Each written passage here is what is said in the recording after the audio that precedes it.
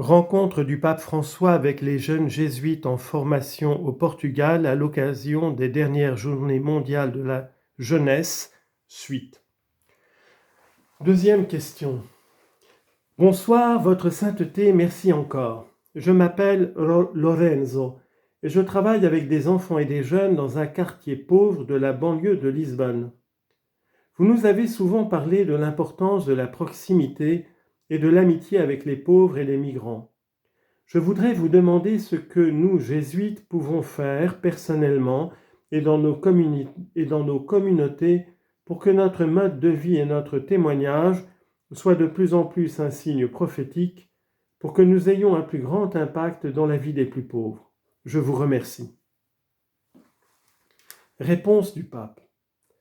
Le travail avec les pauvres, qui est implicite dans la formule ignatienne, a dans la compagnie suivi différents chemins, différentes voies. Il y a eu aussi quelques déviations, mais cela a été une recherche très intense, surtout au cours du siècle dernier. Je me souviens qu'en Argentine, quand j'étais étudiant, un des pères est allé vivre dans une villa miseria, un bidonville, et on l'a regardé un peu de travers. Un peu comme le père Llanos à Madrid. Il était considéré comme un fou. Ce n'est plus le cas aujourd'hui. Aujourd'hui, nous voyons que la spiritualité elle-même nous emmène dans cette direction, vers un engagement avec ceux qui sont en marge, non seulement en marge de la religion, mais aussi en marge de la vie. Ensuite, à l'époque du père Janssens, sont nés les centres de recherche et d'action sociale, qui ont ouvert à l'époque une belle voie de réflexion, et enfin est venue l'insertion directe, le choix de vivre avec les pauvres. C'est pourquoi j'ai parlé de ce prêtre, l'un de ceux qui ont eu le courage de s'insérer.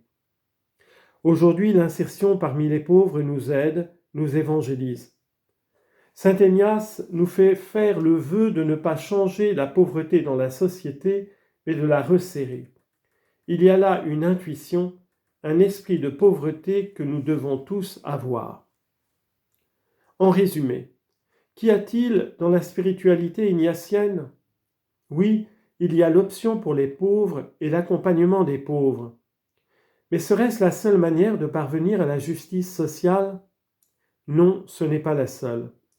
Il y a 1000 façons d'aborder les problèmes sociaux.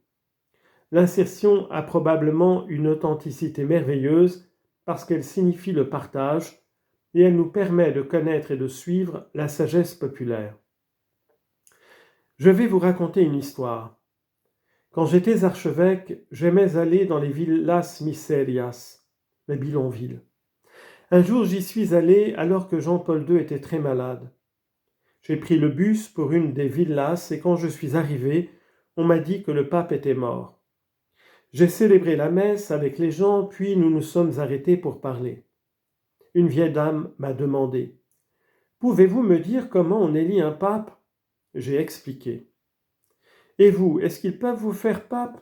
J'ai dit « Ils peuvent nommer n'importe qui pape. » Elle m'a répondu « Mon conseil, s'ils vous font pape, achetez un petit chien. » Pourquoi, lui ai-je demandé ? Elle m'a répondu « Nourris d'abord le petit chien. » La vieille femme était pauvre, issue d'une villa miseria, mais elle connaissait une ou deux choses sur les affaires de l'Église.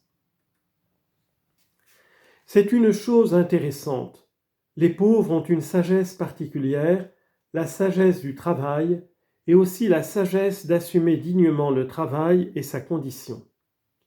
Lorsque les pauvres deviennent enragés parce qu'ils ne peuvent supporter leur situation, et c'est compréhensible, le ressentiment et la haine peuvent s'installer. C'est aussi notre tâche. En accompagnant les pauvres, nous devons éviter qu'ils ne se sentent submergés, afin de les aider à marcher, à progresser et à reconnaître leur dignité. Il y a de graves problèmes dans les quartiers pauvres qui ne sont pas plus graves que ceux qui existent parfois dans les zones résidentielles, sauf que là, ils restent cachés.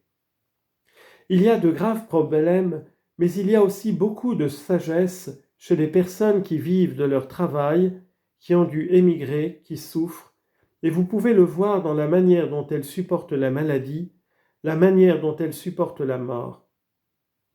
Le travail pastoral populaire est une richesse, et ceux d'entre vous qui sont appelés à le faire, faites-le de tout cœur, parce que c'est bon pour toute la compagnie.